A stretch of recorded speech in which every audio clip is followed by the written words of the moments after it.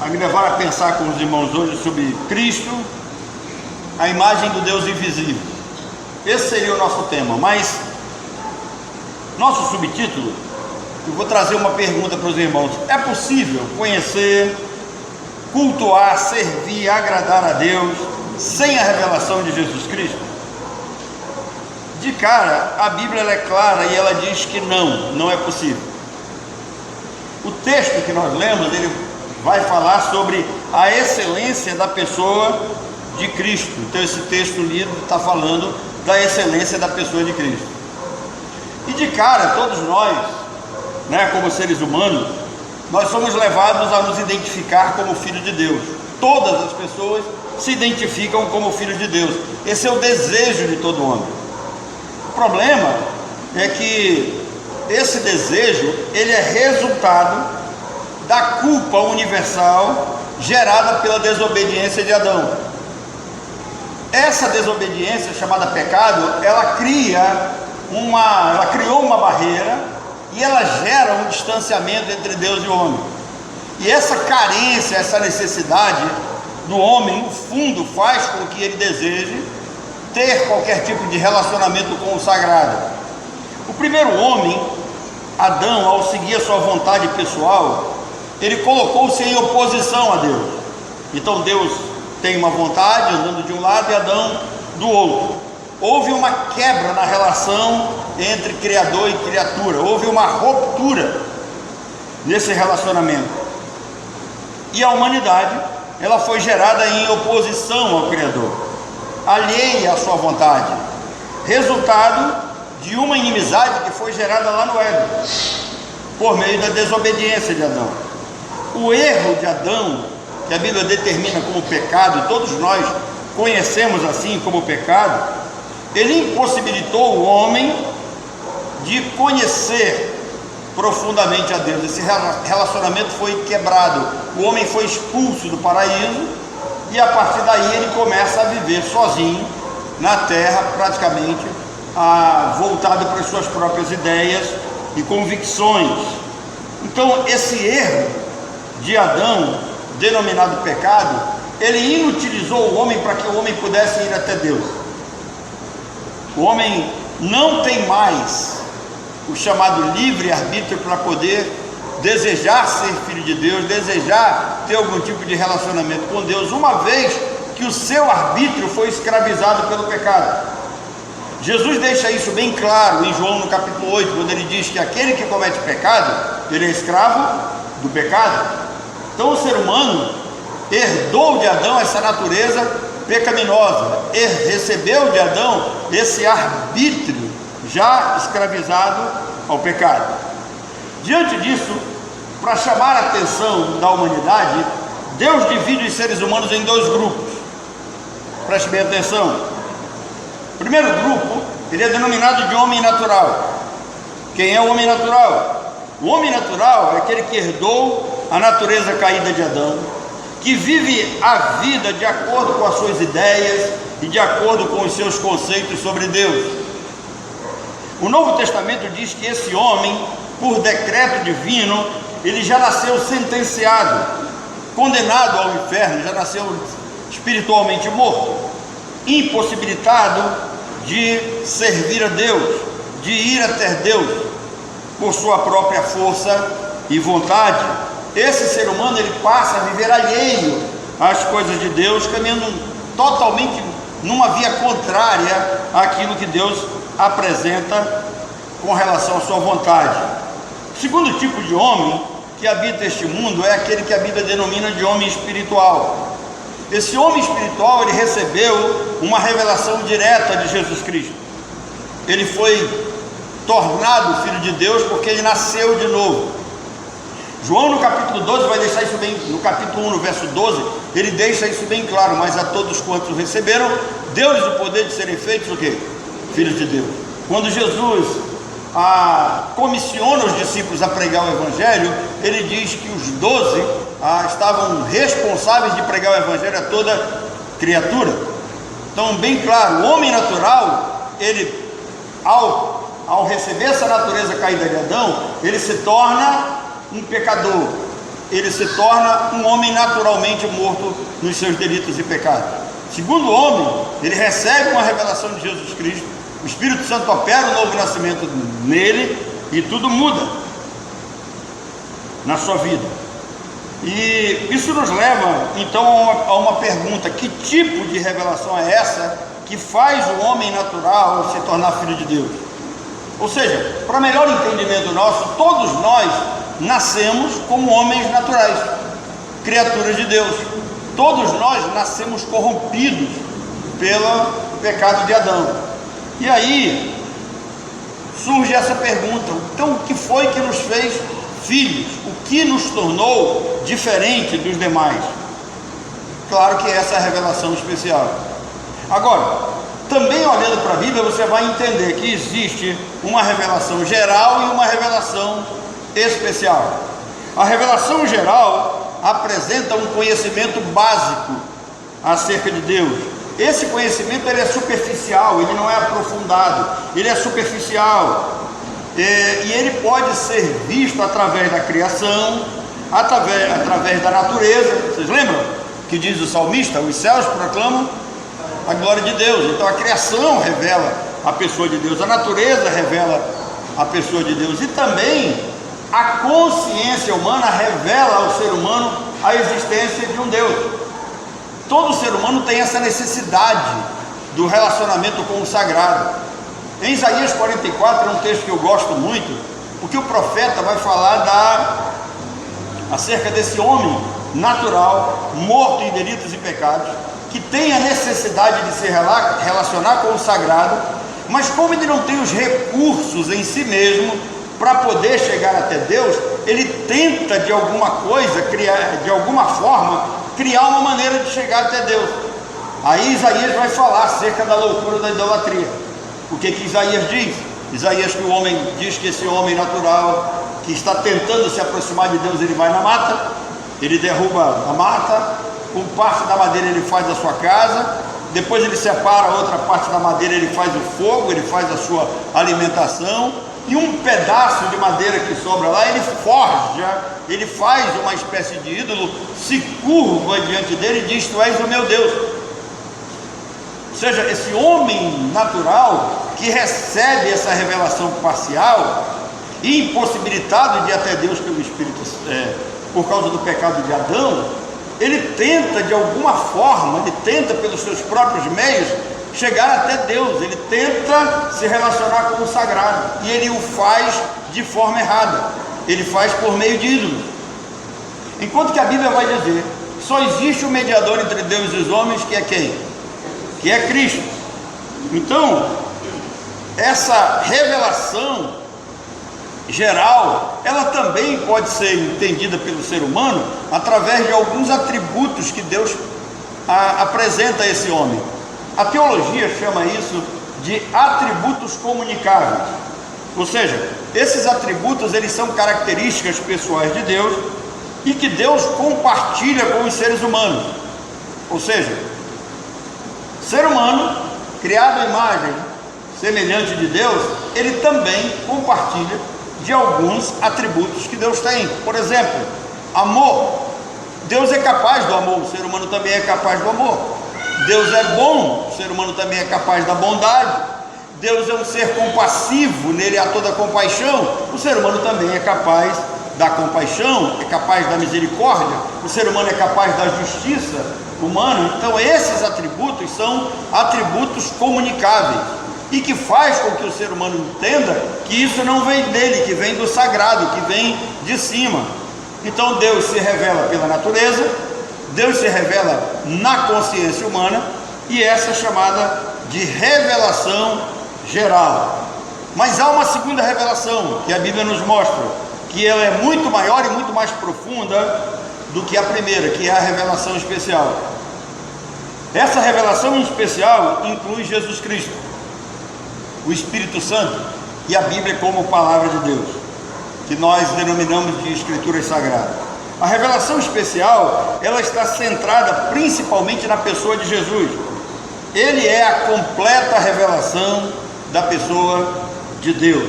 Observem que o texto diz que nele foram criadas todas as coisas subsistem a partir dele. Ele é a figura central da história revelada para todos nós. Ele é a imagem do Deus invisível, diz o apóstolo Paulo. Ele é o caminho, a verdade e a vida, diz João. Para um relacionamento com ele é necessário que se tenha essa completa revelação de Deus. Não dá para o ser humano, morto nos seus delitos e pecados, e apenas com essa revelação geral ter algum tipo de relacionamento com Deus. Daí surge a pergunta do nosso tema: é possível o homem ter algum tipo de relacionamento com Deus sem Cristo, sem o Espírito Santo e sem a palavra de Deus? Claro que nós já estamos entendendo que não. Preste atenção. A revelação geral, ela pode levar o homem ao máximo a reconhecer a existência de Deus, apenas isso. Enquanto que a revelação especial, através de Jesus, traz o conhecimento essencial para a reconciliação com Deus, para a salvação e para um relacionamento que agrade a Deus. A revelação geral, ela é tão comum que ela pode ser mostrada até nos filmes. Quem assistiu um filme intitulado Mãos Talentosas? Mãos Talentosas conta a história de um homem chamado Ben Carson, um menino pobre de Detroit, que tinha tudo para não ter um futuro relevante, mas, sabendo da existência de Deus, ele diz que confiando em Deus, apoiado pela sua mãe, Ben tornou-se um grande cirurgião pediatra. Ben ganhou fama por suas cirurgias inovadoras, incluindo a separação de gêmeos siameses pela mesma cabeça, unidos pela mesma cabeça, em 1987. Então o filme mostra esse homem que crê numa força no universo, que crê naquilo que ele denomina de Deus, e crendo nisso ele consegue realizar grandes coisas. Também tem um filme comum que passou aqui no nosso país nos últimos dias, lembra aí? A Volta do Todo-Poderoso, Se alguém assistiu, esse filme ele combina humor com uma mensagem sobre fé e responsabilidade ambiental. Agora, esses filmes eles falam de Deus, mas não falam de Jesus. Existem livros que falam de Deus dissociado de Jesus Cristo, como se fosse possível separar as duas pessoas ou as três pessoas da Trindade em sua essência. É impossível. Quando Filipe, aquele discípulo desejoso de conhecer mais profundamente a Deus, e ele praticamente ignora a presença de Jesus, e ele pergunta: Senhor, eu quero ver o Pai, mostra-nos o Pai. E aí Jesus diz: Filipe, há tanto tempo estou convosco e não prestaste a atenção, não entendeste que eu estou no Pai e o Pai está em mim? Quem vê a mim, vê o Pai, porque eu e o Pai, o quê? Somos um na mesma essência, somos a mesma pessoa. Isso é um mistério para nós, não tem de entender, a mente humana não consegue compreender. Entretanto, se você olhar para todos os lados, você vai encontrar essa figura do 3 em 1. Deus é uma só essência, apresenta-se em três pessoas. Até o seu corpo, o corpo humano é dividido em quantas partes? Você não é três, você é um corpo dividido em três partes. Para tirar o 10, quais são as partes?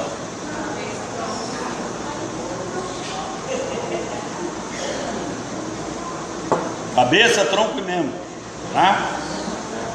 Irmãos, em Mateus 11, Jesus diz que não é possível conhecer plenamente a Deus, o Deus Pai, sem a revelação de Deus Filho.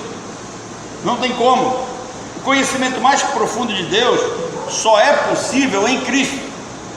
Por isso que ele faz parte dessa revelação especial. A Bíblia chama Jesus de Deus unigênito. Se você ainda não conhece esse texto, João 18, nós lemos ele na quinta-feira. Eu deixei para chamar atenção nesse ponto. Ele é o Deus unigênito, e essa expressão ela é usada para destacar a singularidade de Cristo. Ele é o único em carne que procede do Pai, que possui a mesma natureza.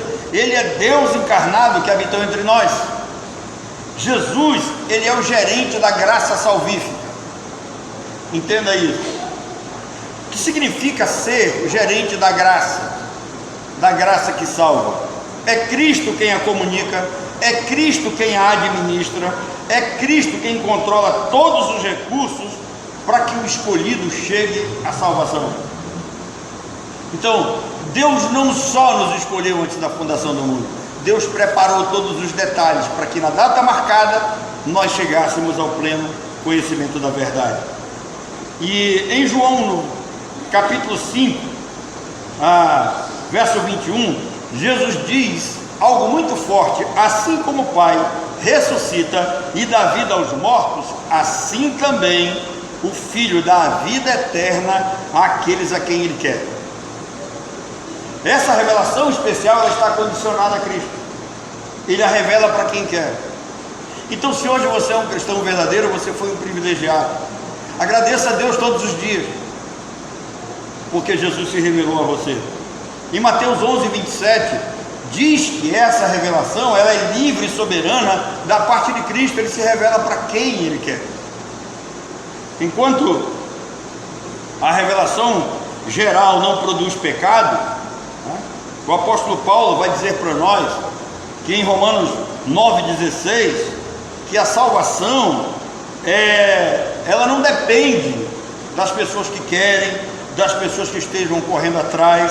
A salvação da culpa e da pena como resultado da escolha errada de Adão e da herança que tivemos, não leva o homem a ter uma decisão pessoal. Esse homem vai depender de uma ação milagrosa na revelação de Cristo e de uma ação misericordiosa da parte de Deus. O perdão dos pecados e por fim a salvação da alma depende da misericórdia de Deus. O ser humano não tem força em si mesmo, não tem condição psíquica para chegar a esse conhecimento. Então ele necessita dessa revelação geral, e também ele necessita da revelação especial. A revelação geral vai levá-lo apenas à consciência da existência de Deus, e essa revelação da existência de Deus vai servir apenas de juízo contra ele. Não vai perdoar os seus pecados, não vai resultar em redenção das suas atitudes erradas. De volta ao texto de Colossenses, o verso 13 diz que a Trindade Santa nos tirou do domínio das trevas. Preste atenção, Colossenses 1,3, o texto diz assim: Ele nos tirou do império das trevas. Se você olhar o contexto, você vai entender que não é uma ação de uma única pessoa. Ele está falando de Deus. Foi Deus quem nos libertou do império das trevas. Mas essa obra de salvação, ela é destacada por meio de uma obra da Trindade Santa. Destaca as ações harmoniosas entre Deus Pai, Deus Filho e Deus Espírito no resgate do pecador eleito. Cada pessoa da Trindade desempenha uma ação independente no processo de salvação que é interdependente dentro da vontade de Deus. Ou seja, cada pessoa da Trindade age de forma independente dentro de um plano, dentro de um projeto. Mas na realização geral, no cômputo final, na conclusão desse projeto, os três agem conjuntamente. Por exemplo, Deus Pai, Ele é o autor do plano da salvação. Como é que nós vamos entender isso? Antes dos tempos eternos, antes da fundação do mundo, houve uma reunião da Tríade Santa. E nessa reunião saiu uma decisão. Deus é o autor do plano da salvação. Ele escolheu e predestinou todos os salvos antes da fundação do mundo. Ele pessoalmente determinou aqueles que seriam salvos. Eu não sei se os irmãos prestaram atenção, mas o texto devocional que foi lido diz que nós, os crentes, não fomos destinados à ira. Nós fomos destinados à salvação pela graça. Isso faz parte de um plano, de um projeto de Deus. Então, Deus escolheu, Deus predestinou, Deus determinou. Mas esse ser humano, ele vem ao mundo corrompido pelo pecado de Adão, ele precisava ser limpo. Então Deus enviou Deus Filho ao mundo para que ele realizasse a obra de redenção. Isso é um ato de amor da parte de Deus. E agora você vai lembrar de João 3,16. Foi em amor que Deus enviou o seu Filho. Então, esse é o primeiro ponto, ponto de Deus Pai. Já Deus Filho, Jesus Cristo, ele é o mediador da salvação.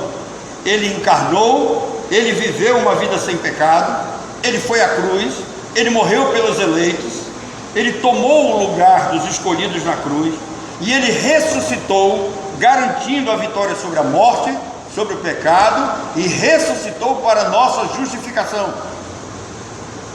Por isso, somos declarados justos no tribunal de Deus. E em terceiro, nós temos Deus Espírito Santo, que aplicou a salvação nos eleitos. Ele os regenerou, convencendo-os do pecado, da justiça e do juízo. Ele passou a morar nos salvos, a habitar nos crentes. Ele também os santifica e ele os guia a toda a verdade e fortalece a nossa fé. Então, os crentes foram libertados, e quando Paulo fala dessa libertação, Paulo tem em mente o poder de Deus quando tirou Israel do Egito e também da Babilônia. Paulo diz assim, que com o mesmo poder, com a mesma graça, com o mesmo amor, com a mesma benevolência que Deus libertou Israel do Egito, tirou o seu povo do cativeiro babilônico, ele também nos libertou das trevas. Não esqueçam que na revelação das Escrituras, nós vamos entender que o Egito simboliza o mundo, e nós fomos libertos deles. É como começa o nosso texto, base para a reflexão de hoje. Ele nos libertou do império das trevas. Então, falei para você de um homem natural, que tem uma revelação parcial, que não consegue lhe salvar. Falei para você de uma revelação especial, de um homem que recebe essa revelação e ele se torna espiritual. Lhes disse até aqui que a revelação natural, ela vai levar o homem apenas ao conhecimento de Deus e vai servir de juízo, para que ele seja julgado segundo aquilo que ele recebeu. Apenas a revelação especial torna o homem um ser espiritual com relação a Deus e vivendo para servi-lo e para viver debaixo da sua graça. Falei-lhes também de que, com relação ao plano de salvação, cada pessoa da Trindade tem uma obra independente e específica para fazer, mas os três agem ao mesmo tempo em busca de um bem comum, que é a salvação do eleito. Então, redenção significa que Deus nos resgatou, que Deus nos comprou de volta. E a redenção, ela pode ser vista aqui de forma muito clara nas Escrituras como a libertação do império das trevas.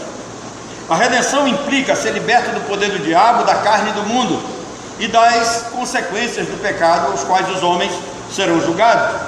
O sacrifício de Jesus, a redenção é possível por meio do sacrifício de Cristo na cruz. Foi Ele quem pagou o preço por nós. Você não pagou nada. Perdão e reconciliação faz parte também desse pacote. A redenção trouxe perdão dos pecados, trouxe reconciliação com Deus. A redenção trouxe também o aspecto principal da graça divina para as nossas vidas. Essa redenção, ela é oferecida gratuitamente a todos os homens. Se você ainda não entendeu o que eu estou fazendo aqui, eu estou fazendo uma chamada geral. Eu estou jogando semente na terra. Eu estou pregando o Evangelho. Estou mostrando o plano de Deus para a salvação. Essa chamada, ela é geral. Essa chamada não tem poder de salvar ninguém. Isso porque, para que aconteça a salvação, deve haver uma chamada interna. Eu faço a chamada geral, jogando semente na terra, mas é Deus quem vai fazê-la brotar no interior do coração humano. Isso é que significa a graça de Deus. O verso 15 diz que Jesus é a imagem do Deus invisível, que Jesus Cristo é a presença visível de Deus, que é invisível. Em outras palavras, Jesus revela Deus ao mundo, de maneira que nós podemos ver, ouvir, crer e entender aquilo que é pregado para nós. Ele é a manifestação perfeita e completa de Deus, mostrando aos homens o caráter, a natureza e a vontade de Deus. Agora, respondendo à pergunta inicial, é possível conhecer, cultuar, servir, agradar a Deus sem a revelação de Jesus Cristo? A resposta de Deus é clara em sua palavra: não, é impossível. Sem Jesus, o conhecimento é superficial. Sem Jesus não há revelação da graça salvífica. Sem Jesus, o ser humano continua morto em seus delitos e pecados e condenado em sua consciência. Quando Jesus disse: eu sou o caminho, a verdade e a vida, ninguém vem ao Pai a não ser por mim, significa que Jesus, ele é o único mediador, é o único meio de acesso a Deus. Não há nenhuma outra maneira de você chegar até Deus, se relacionar com Deus, se não for por meio de Jesus Cristo. Através de Jesus é que as pessoas podem conhecer a verdade sobre Deus e experimentar uma nova maneira de viver e agradar a Deus. Sem Cristo, o homem continua natural.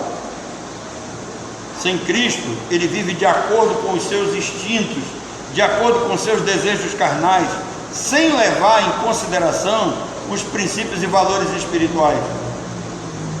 Quando a Bíblia diz que o homem jaz no maligno, certamente você deve saber disso, que se esse mundo que jaz no maligno, ele é cheio de homens, ele é habitado por homens, e esses homens que habitam esse mundo, eles vivem de acordo com os seus instintos, eles vivem em busca de satisfazer os seus desejos carnais, eles não consideram valores e princípios espirituais. O homem natural, ele é puramente egoísta. Ainda que a gente não entenda direitinho essa palavra no português, mas egoísmo aqui significa que ele sempre busca a satisfação de seus desejos e prazeres, sem se preocupar com as consequências. Um dia eu estava lendo um relato sobre AIDS. Hoje quase ninguém fala mais, né? Parece que as pessoas perderam o medo.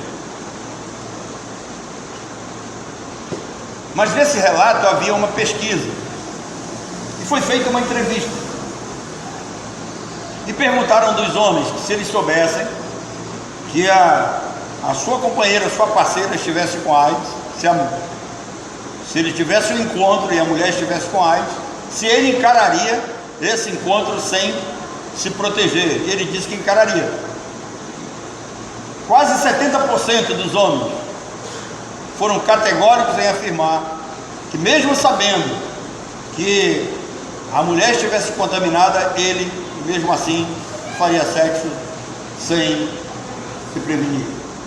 Ou seja, isso significa o que a Bíblia diz aqui, que esse ser humano, ele vive de acordo com os seus instintos. Ele vai querer satisfazer a sua tara, a sua sede, a sua carnalidade, sem se importar com as consequências. O ser humano, ele tem um problema muito grave com ele mesmo, porque ele sempre espera o amanhã. Mas aqui surge uma pergunta: se não houver amanhã? Ele se contamina esperando que amanhã ele vai resolver o problema. Ele encara esperando que não seja contaminado.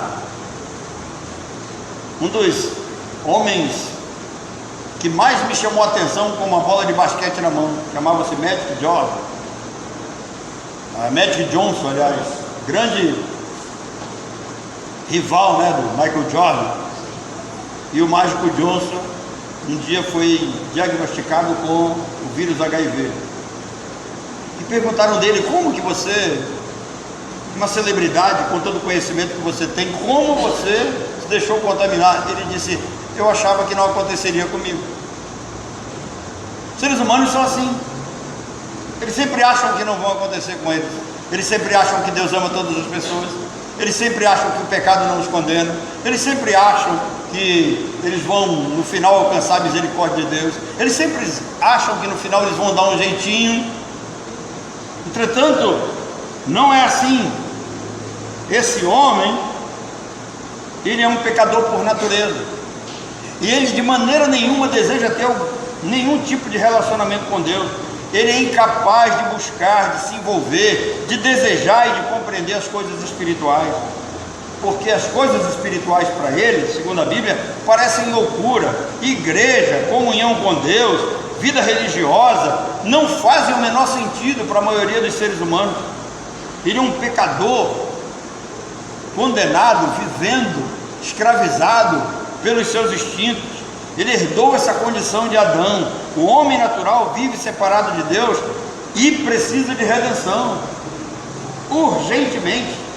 E essa é uma mensagem que nós temos a responsabilidade de levar para todos os seres humanos. O homem natural não deseja arrepender-se de seus pecados. Ele acha que não precisa mudar de vida. Ele acha que não precisa de Jesus. Ele crê que será salvo por suas obras. Ele acha que seu coração é bom, que não precisa de perdão, seus pecados não ofendem a Deus. É isso que ele tem em mente. Ele acredita que para ele sempre terá um final feliz. Ele acredita que vai se dar bem no final. Já o homem espiritual, habitado e guiado pelo Espírito Santo, ele vive de acordo com os princípios e valores de Deus estabelecidos nas Escrituras. Ele faz parte do corpo de Cristo.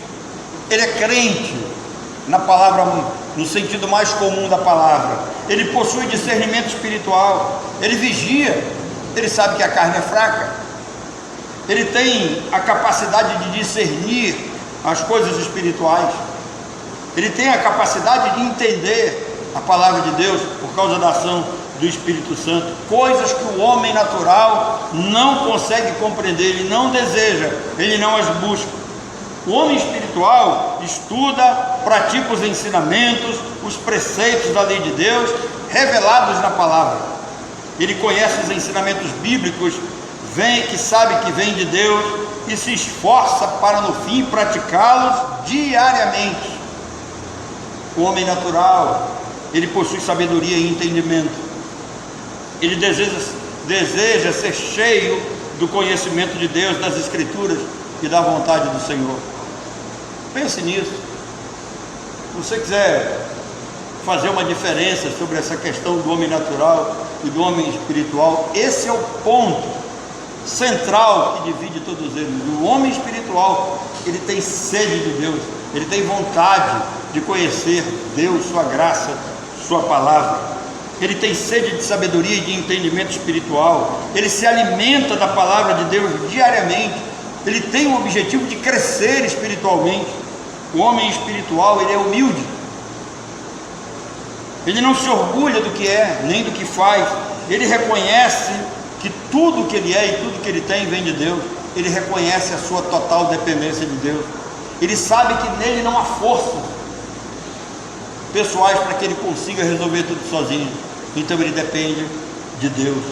Essas características mostram quem verdadeiramente nasceu de Deus, quem verdadeiramente guiado pelo Espírito Santo, ou quem ainda continua na naturalidade das suas ideias e dos seus pensamentos.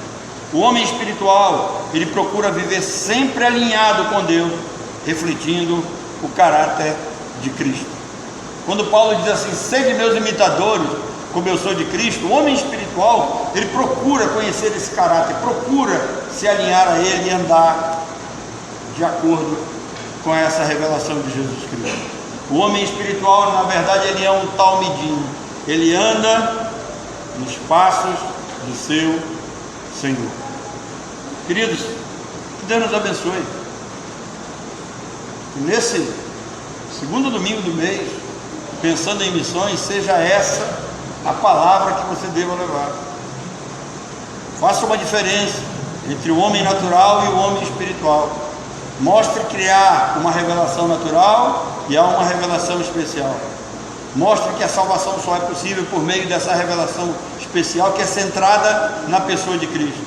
Mostre que o homem natural vive a vida dirigida pelos seus instintos, pelos seus prazeres, sem se importar com as consequências, enquanto o homem espiritual procura se alinhar à vontade, ao caráter de Cristo, segue seus passos, alimenta-se da palavra de Deus e procura viver uma vida para a glória de Deus.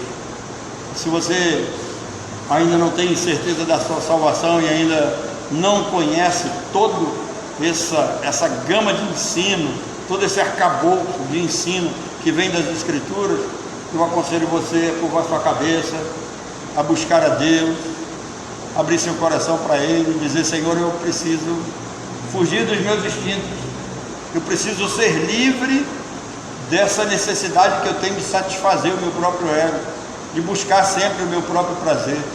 Eu desejo te servir, eu desejo ter um caráter santo, eu desejo ser lavado, regenerado, eu desejo alinhar-me à pessoa de Cristo, eu quero seguir.